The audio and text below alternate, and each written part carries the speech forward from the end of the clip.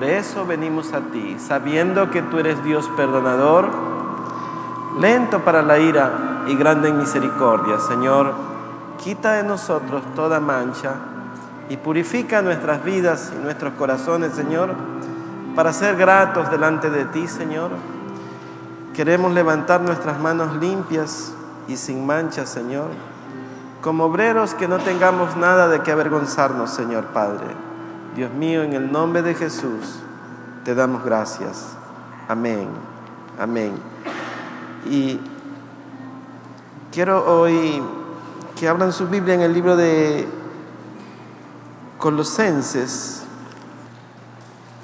en el capítulo 3, en el verso 12 de Colosenses 3.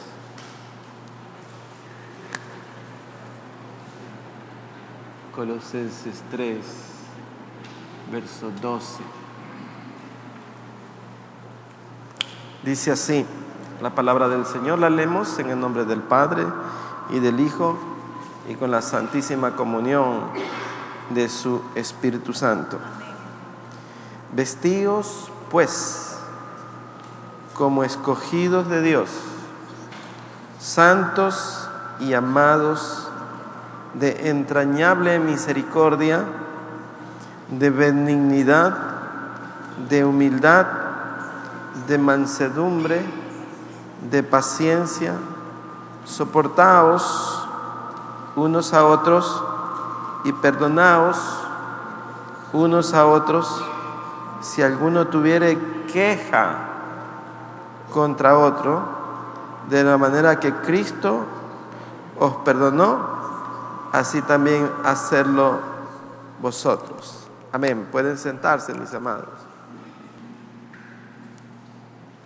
En el original del griego significa perdón, aphesis, que significa cortar y enviar fuera o despedir. Cortar, separar, liberar,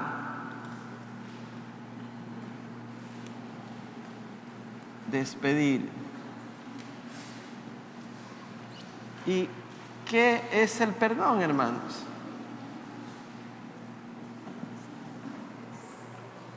¿Qué es el perdón? ¿Es un sentimiento o es una decisión? Es una decisión. Es una decisión que nosotros tomamos. Entonces, está en nosotros el perdonar o no. Decidir sí o no. Nosotros muchas veces decimos, es que no puedo, es que algo tengo y no puedo.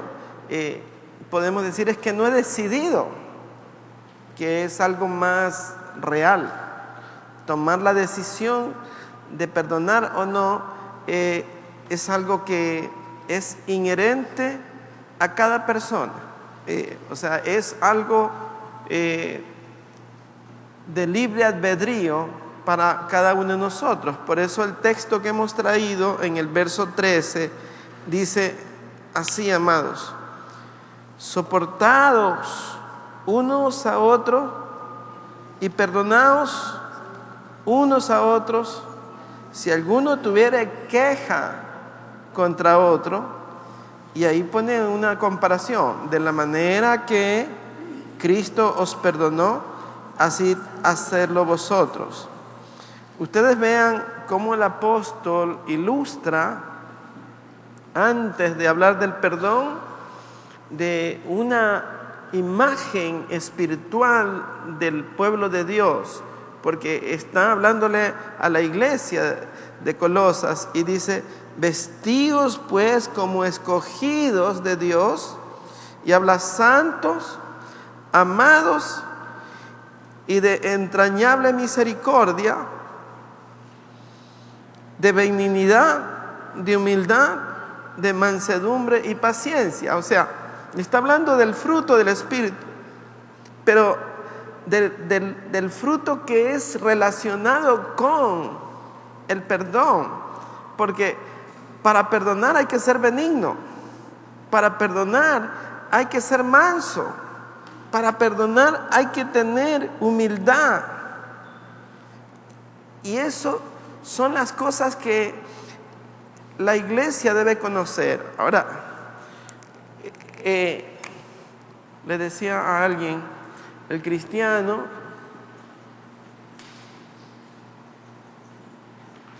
es cristiano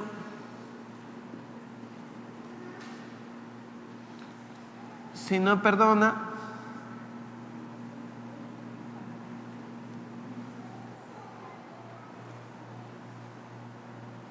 ¿Es cristiano o no si no perdona? ¿Puede concebirse un cristiano que no perdone?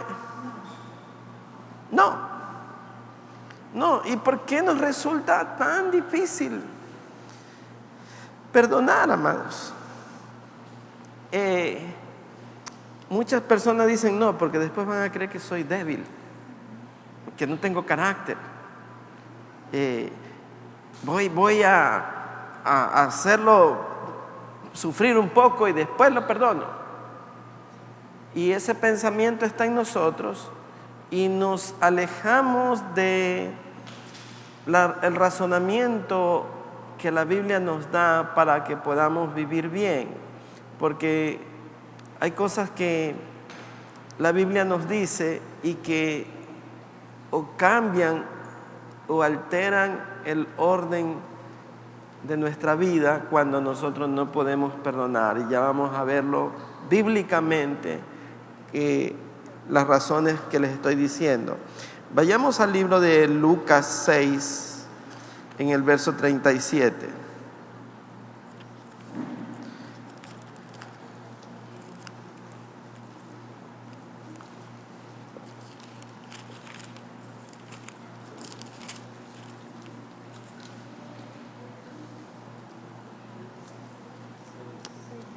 Dice, no juzguéis y no seréis juzgados.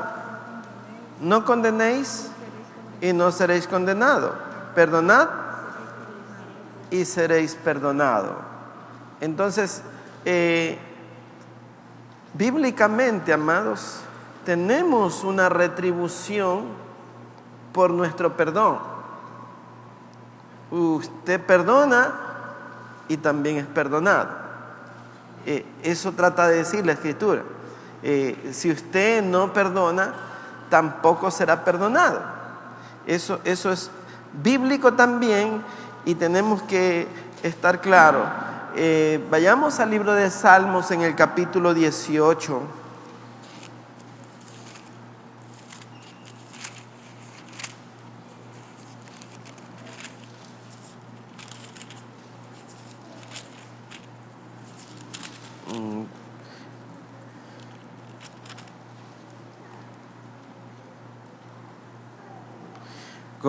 En el verso 25, este verso me encanta porque habla de la bondad de Dios. Dice, con el misericordioso te mostrarás misericordioso y recto para con el hombre íntegro.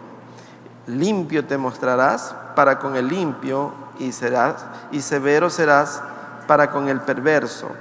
Sin embargo, amados, usted vea, cuando viene Cristo Jesús, le presentan a una mujer que fue encontrada en adulterio. Y le dijeron, maestro, esta mujer fue encontrada así y asado. La ley dice que tiene que ser apedreada. Y Jesús dice que les dijo, el que esté libre de pecado, que tire la primera piedra. Y eso nos da a entender, amados, no que Jesús no consideró el pecado de ella, sí lo consideró, sino que otorgó el perdón de una manera tácita, porque increpó a todos, diciéndoles, el que esté limpio de pecado, que tire la primera piedra. Y luego le dijo: mujer, vete y no peques más. Entonces le habló también de su pecado, le dijo que estaba perdonada, pero que no pecara más. Ahora quiero llevarlos al libro de Primera de Reyes. Primera de Reyes, capítulo 1.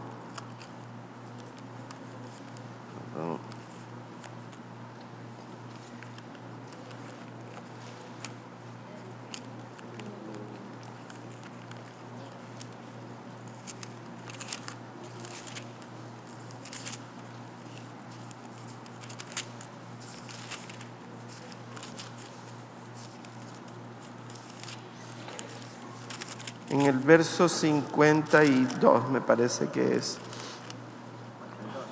Sí, Primera de Reyes, capítulo 1.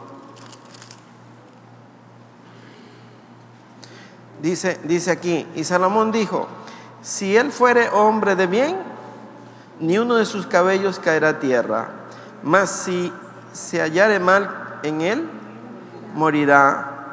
Y envió el rey Salomón a verlo, y lo trajeron del altar, y vino y se inclinó ante el rey Salomón, y Salomón le dijo: vete a tu casa.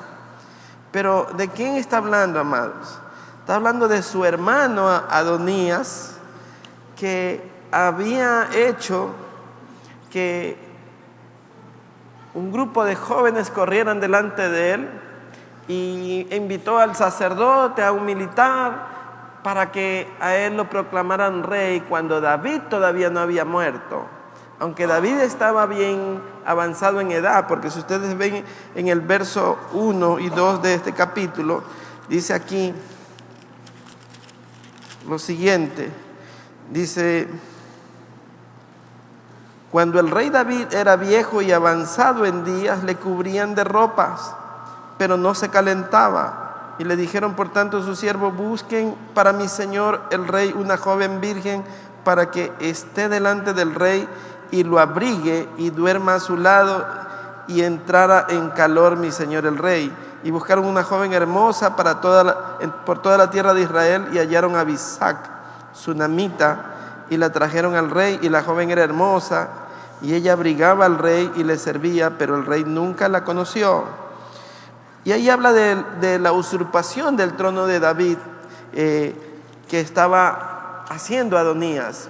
Y prácticamente Adonías hizo un complot para sacar de la línea a su hermano Absalón, que ya había sido nominado. Ya todo el pueblo sabía que el que sucedería a David era Absalón. Y si Adonías lograba obtener el reinado, lo hubiera mandado a matar a Salomón. Y Natán le dijo a su madre, a la madre de Absalón: mira, salva tu vida y la de tu hijo, y anda y habla con el rey, porque Adonías se está haciendo proclamar rey sin que el Señor, mi rey David, sepa lo que está haciendo. Y esto generó que David ordenara que le dieran la mula para que Absalón fuera ungido como rey. Y luego de que fue ungido como rey, entonces Adonías se enteró, porque Adonías ya celebraba que él era el rey. Mas Salomón fue proclamado rey, y con esto Adonías entró al altar y se cogió de los cuernos, porque él sabía lo que había hecho, y la pena era que él iba a morir realmente. Sin embargo, Absalón, a pesar de que era malo, a pesar de que había dicho: si este fuera bueno, ni uno de sus cabellos caerá en tierra, sin embargo, Salomón lo absolvió. O sea, les traigo este pasaje bíblico para que vean lo que es el perdón. El perdón es una decisión. Es una decisión, no está en el sentimiento, no es un sentimiento, porque muchas personas dicen, es que yo no siento perdonar. Eso no lo va a sentir nunca. Lo que tiene que tomar es la decisión de perdonar. Y allí está el éxito de la vida espiritual, porque cuando usted perdona, también será perdonado. Volvamos al libro de Mateo en el capítulo 18.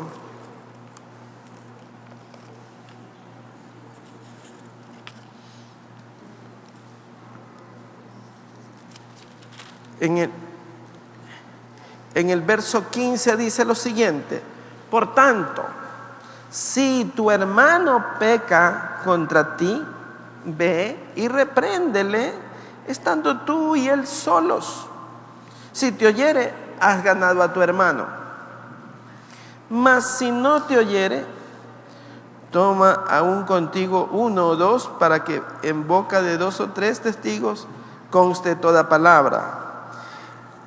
Entonces vemos que este capítulo de Mateo 18 prácticamente de lo que más habla es del perdón. Mire lo que dice en el verso 21. Entonces se le acercó Pedro y le dijo: Señor, ¿cuántas veces perdonaré a mi hermano que peque contra mí? ¿Hasta 7? le dice. Y Jesús le dijo: no te digo que hasta 7, sino 70 veces 7. Eso nos hace ver cuál es el criterio de Dios en cuanto a lo que tiene que ver con el perdón. Nos da a entender que el perdón debe de dejar prácticamente en libertad, porque cuando usted ve la palabra perdón, también es el apolut, que significa liberar.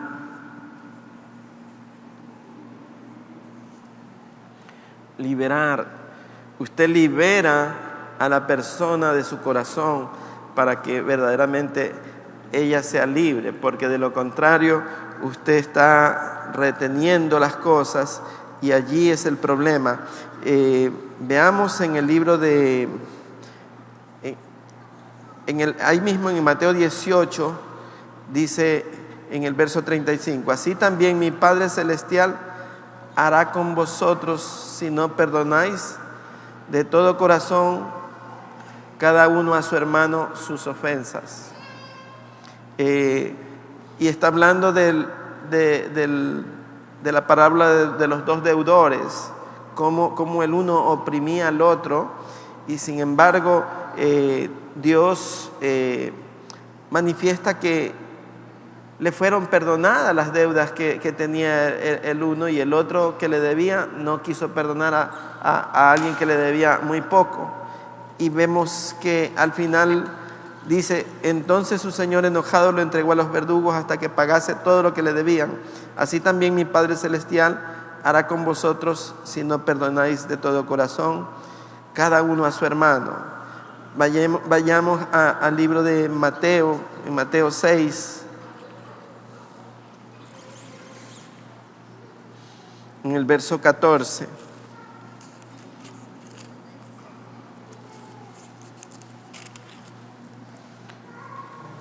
Dice lo siguiente: porque si perdonáis a los hombres sus ofensas, os perdonará también a vosotros vuestro Padre Celestial. Entonces, en esto estamos claros, amados, en el mandamiento, lo que Jesús estaba diciendo. Jesús estaba enseñándole a sus discípulos, estaba hablándole a sus discípulos, a su círculo íntimo, de cómo tenía el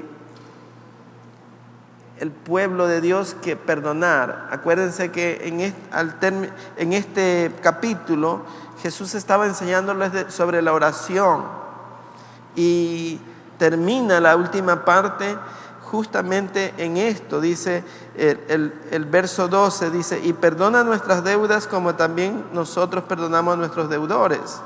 O sea, el Padre Nuestro, que es un modelo, lleva implícito una declaración de nosotros, de que nosotros perdonamos a nuestros deudores, así también Él nos perdona nuestras deudas.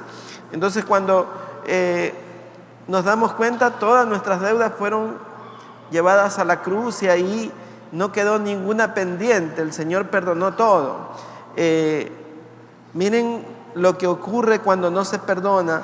Vayamos a Hebreos 12:15.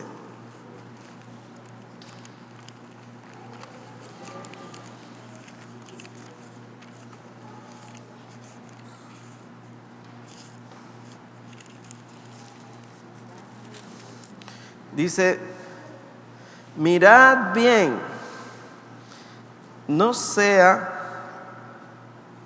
que alguno deje de alcanzar la gracia de Dios, que brotando alguna raíz de amargura os estorbe y por ella muchos sean contaminados. O sea, se puede perder la gracia de Dios cuando existe amargura. La amargura, hermanos,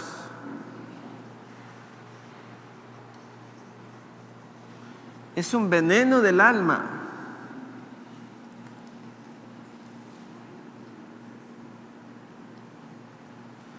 Ninguna persona con amargura puede tener comunión con Dios y peor el Espíritu Santo manifestarse en él. Por eso es que cuando Jesús aparece en medio de sus discípulos, Jesús les dice: paz, paz a todos vosotros. Y les habla: a quienes remitieren sus pecados les serán remitidos, y a quienes retuvieren los pecados les serán retenidos. ¿Por qué, amados? Porque una de las últimas instrucciones a los discípulos era que los discípulos tuvieran paz, pero lo que les quería decir tras la concepción de paz es que ellos tenían que perdonar. Porque usted no puede tener paz cuando tiene dolor, amargura, cuando tiene enojo, cuando está con tensión. Usted no puede verdaderamente fluir como para poder ser un siervo de Dios. Un siervo de Dios no puede predicar una palabra que verdaderamente llegue si su corazón tiene amargura. La amargura lo lleva a perder la gracia de Dios y eso puede contaminar. Alguien decía: muchas personas con amargura en la noche rumian el problema nuevamente como la vaca. La vaca comió de mañana y saca nuevamente del estómago la hierba y lo vuelve a masticar. Así es, cada noche vuelven a traer a la memoria lo que les hicieron y vuelven a afligirse y se les va el sueño, y esto trae pérdida del gozo, y el gozo es fruto del Espíritu, y eso nos hace perder comunión y nos hace perder la visión.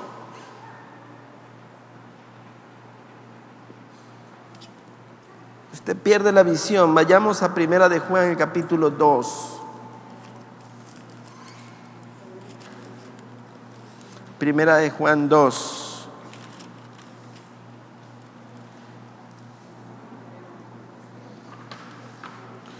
Vamos a leer desde el verso 9, 10, 11 y 12. Dice: el que dice que está en luz y aborrece a su hermano, ¿está todavía en dónde? El que ama a su hermano y en él, pero el que aborrece a su hermano está en tinieblas y anda en tinieblas y no sabe a dónde va, porque las tinieblas le han cegado los ojos. Os escribo a vosotros, hijitos, porque vuestros pecados os han sido perdonados por su nombre. Entonces vemos, hermanos, que muchos siervos de Dios perdieron la visión por no perdonar. Y cuando usted pierde la visión, tropieza. Literalmente, amados, cuando usted tiene amargura, se endurece el corazón. Cuando se endurece el corazón, se pierde la sensibilidad. Y cuando se pierde la sensibilidad, usted está muerto. Espiritualmente está muerto, porque ya no siente nada. Ya no hay nada que le conmueva, amados. Resulta ser que su causa supera cualquier cosa, que usted cierra los ojos, cierra su corazón y usted excluye y separa, porque separar, amados, es una forma de odiar. Cuando usted ya no quiere compartir, porque dice, es que esta persona ya no la resisto, usted está manifestando una forma de odio, de separación, y está entrando en una pérdida de su sensibilidad. Se está llenando de amargura, está dejando de alcanzar la gracia, está perdiendo la visión, está en tinieblas. No lo digo yo, amados, lo está diciendo este texto. Si usted subraya su Biblia, usted va a poderle sacar más provecho en su casa. Dice el verso 9, el que dice que está en luz y aborrece a su hermano, está todavía en tinieblas. El que ama a su hermano permanece en la luz y en él no hay tropiezo. Pero el que aborrece a su hermano está en tinieblas y anda en tinieblas y no sabe a dónde va, porque las tinieblas le han cegado los ojos. Entonces, por una falta de decisión, empezamos nosotros a perder la sensibilidad. Dejamos que la amargura contamine nuestro corazón, y cuando nosotros estamos contaminados, vamos a transmitir la amargura a los que están cerca de nosotros. Dice, por la cual muchos también serán contaminados con esa amargura. Esa es la consecuencia de ir perdiendo. Por eso el apóstol Pablo dice, vestíos como escogidos de Dios, llenos de amabilidad, de entrañable misericordia, con mansedumbre, con paciencia, perdonando, dice, con doble O, perdonando, soportándonos. Si alguno tuviera queja contra otro, dice, tenemos que perdonarle. Ahora veamos los ejemplos que Dios nos da. Vayamos a Isaías 43, en el verso 25. Isaías 43, en el verso 25 dice, yo soy el que borro tus rebeliones por amor de mí mismo y no me acordaré de tus pecados. Hazme recordar, entremos en juicio juntamente, habla tú para justificarte. Usted vea cómo es Dios. Nada más usted tiene que presentarse delante del Señor, hablar, dice, habla tú para justificarte, o sea, confiesa. Pero vea cómo Dios no retiene nuestro pecado. Él está dispuesto, está invitando para perdonarnos. Él invita para podernos perdonar. Dice, habla. Lea bien, dice aquí, yo soy el que borro tus rebeliones por amor de mí mismo y no me acordaré de tus pecados. Hazme recordar, entremos en juicio juntamente, habla tú para justificarte. Yo pienso que Dios en su misericordia nos muestra que Él es Dios perdonador, amados. Y eso es algo que nosotros tenemos que aprender. Ahí mismo en Isaías 44, en el verso 22 dice, miren el lenguaje figurado que habla el Señor. Dice, verso 22, 44, 22 dice, yo deshice como una nube tus rebeliones y como niebla tus pecados. Vuélvete a mí porque yo te redimí. Entonces, tenemos ahí una forma que Dios tiene para que nosotros aprendamos de Él. Jesús lo dijo: aprended de mí, que soy manso y humilde de corazón. Vayamos a Miqueas 7, en el verso 18. Miqueas.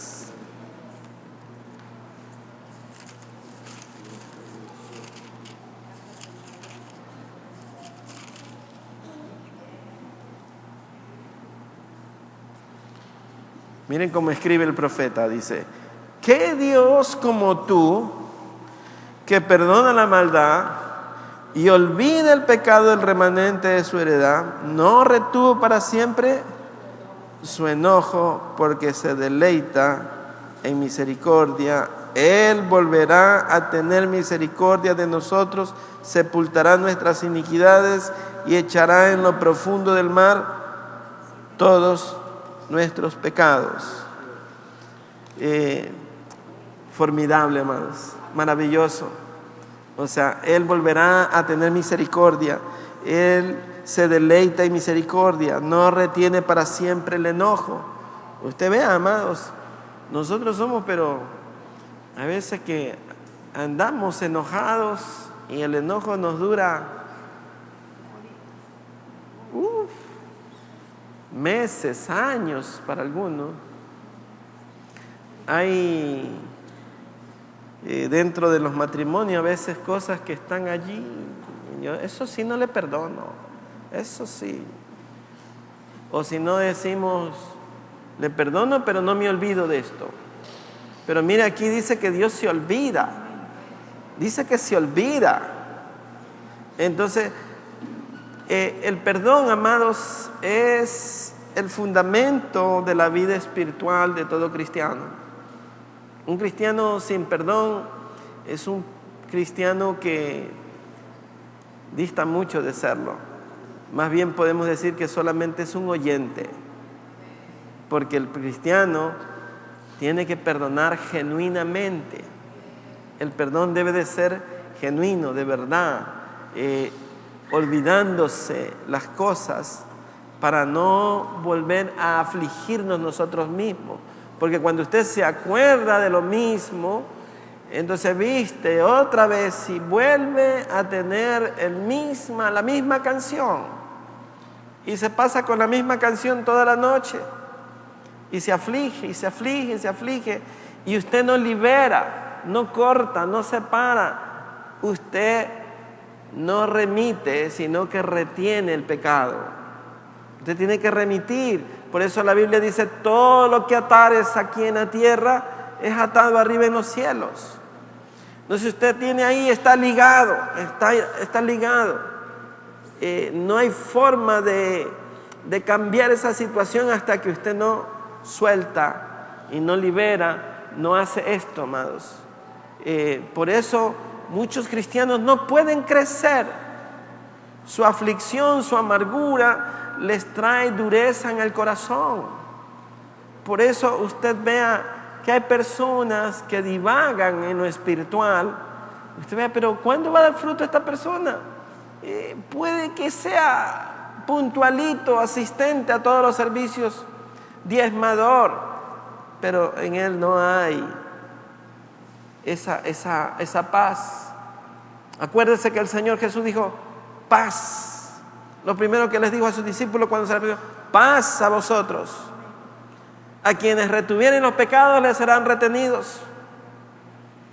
Entonces, la instrucción, amados, es de que para que usted pueda fluir espiritualmente, para que pueda servir eficazmente al Señor, tiene que tener un corazón perdonador, hermanos. Es imposible, amados, que usted sea perdonado si no perdona. Primera cosa. Segundo, usted está en tinieblas. Si no perdona, está en tinieblas. Ha perdido la visión. Si está en tinieblas, usted tropieza. Eso lo aleja totalmente de Dios. Puede ser que esté en la casa de Dios, puede ser que cene, pero lo único que está haciendo, como decía mi abuelita, es comer salchicha para el diablo. O sea, no está en nada, está en un grave problema. En un grave problema, porque si usted no perdona, la advertencia es: tampoco serás perdonado. Eso puede ser motivo de perder la salvación, amados. Muchos dirán: sí, pero yo no hice nada. No, usted no ha hecho el bien. Porque cuando usted sabe hacer el bien y no lo hace, le es contado por pecado también. Entonces, estamos avanzando en lo que es la doctrina del perdón y de la salvación, amados, que van ligados. Porque el perdón de Dios va ligado también al perdón nuestro. Porque dice: si tú perdonas, yo también te perdono. Si no perdonas, tampoco serás perdonado. O sea, ¿cuál es el trasfondo de esto? Que haya paz, pues, hermano. La paz tiene que haber para que pueda haber coinonía. Por eso el Salmo 103 dice: qué bueno es que los hermanos habiten juntos y en armonía. Es como el buen óleo. Entonces, el cuerpo de Cristo, amados, se ha de fusionar, porque si no, usted resulta un hueso seco separado, amados. Usted vea en Ezequiel, dice que los huesos estaban allí y el Señor le preguntó al profeta: ¿y estos huesos vivirán? Y el profeta dijo: Señor, tú sabes. Y dice que sopló y los huesos se empezaron a mover, pero no estaban unidos todavía. Entonces hubo la necesidad de que el profeta profetice que se unieran. Y esa unión profética también es aplicable a nuestra vida espiritual, porque podemos estar como huesos secos todos aquí, hacer ruido, pero no alabamos al Señor. La alabanza que verdaderamente exalta y glorifica al Señor es la que lo hacemos en unidad como cuerpo de Cristo. No podemos estar dando fruto, amados. Somos rama seca si no somos llenos del fruto del Espíritu, que es amor, paz, paciencia, benignidad, mansedumbre. Eso necesita la iglesia. La iglesia necesita fusionarse para que nuestra alabanza sea de verdad genuina. De lo contrario, somos como los huesos secos que solo sonaban, pero nada más. El cuerpo de Cristo tiene que unirse, amado. La familia tiene que unirse, los matrimonios tienen que unirse, los padres y los hijos tienen que estar a cuentas. La promesa del Señor dice: yo pondré mi corazón en vosotros y haré que el corazón de los hijos se vuelvan a los padres y el corazón de los padres a los hijos. ¿Por qué, amados? Porque Dios lo que más anhela es que haya unidad. Y si no, miren lo que dice el Señor Jesús en el Evangelio de Juan, el capítulo 17. Dice: Padre, así como tú y yo somos uno, que ellos sean uno en mí, para que donde yo esté, ellos también estén. Son requisitos, amados, la unidad. Podemos decir, amado: no, pero es que lo que a mí me han hecho, lo que me dijeron, lo que hablaron de mí. Usted puede argumentar todo, amado. Tiene razón, pero va preso. Si no perdona, va preso, amado. Y a prisiones de oscuridad, amado. Porque está en tiniebla, pues, hermano. Está en tiniebla. Es homicida de su hermano. Y eso es algo que volveré a predicarlo. Es necesario. Es necesario porque de tiempo en tiempo se nos olvida que nosotros somos perdonadores. ¿O no lo somos? No hay ni un amén, ¿eh? Ni un amén. No hay perdonadores aquí. Amén.